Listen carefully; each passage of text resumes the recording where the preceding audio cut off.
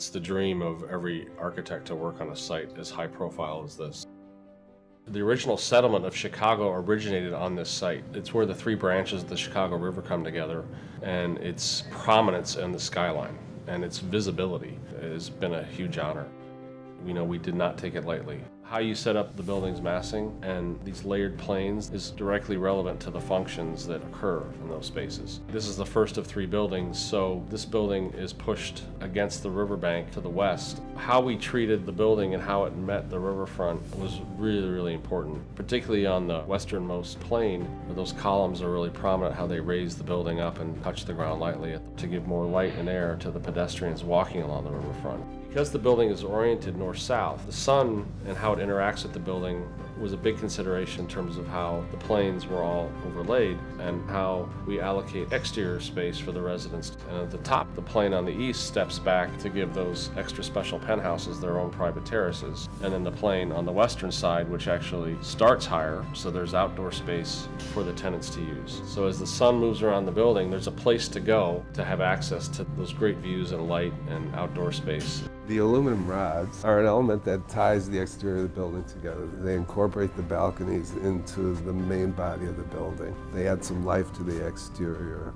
The way they catch light, the way they reflect into the glass. Well, there's many different scales to deal with in a building. To deal with the scale of the building within the bigger context of Chicago, you have to deal with the scale from a pedestrian standpoint too.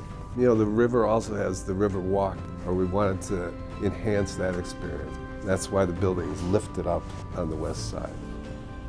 The biggest challenge building so close to the river is there's multiple legal requirements beyond just property lines. Even though it's on private property, the Coast Guard has input on everything. Most of the river walk walls along the river are rusty sheet piling that you see. And what we did here was use a cantilevered structural system that uses the building's caisson system as support, creating a structural and river walk system that allow something more natural to occur along the bank. One of the challenges that came along with wanting to integrate the river and the architecture was that we needed to start to carve away at the floor plate. And so instead of creating one large amenity floor, we actually started to distribute the amenity levels throughout the building.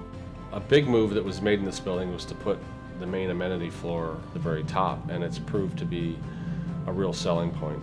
It's a dramatic space, dramatic views, and everybody in the building gets to share that as opposed to just a few small unit owners. This project really epitomizes the trends that are happening in multifamily housing today in urban cores. The units are getting smaller.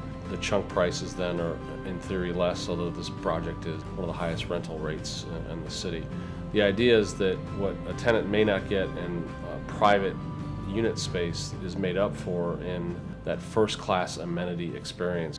Looking at the site, we loved the way that the light and water played together. We wanted the residents to experience the river and then also to really reflect the water and bring the interior and exterior together. What we did with the interiors was try to keep them really simple and quiet so that your focus was drawn out towards the river. What we tried to create was an approachable luxury, something that would appeal to everyone. So building a building that is responsible from a construction budget standpoint, yet is renting at the highest rates in the city. Clients have been building residential buildings for a long time. It was the fastest building to lease up that they've ever done. We took it very seriously and we poured our heart and soul into it. There's no question it's a good calling card to say that we designed this project.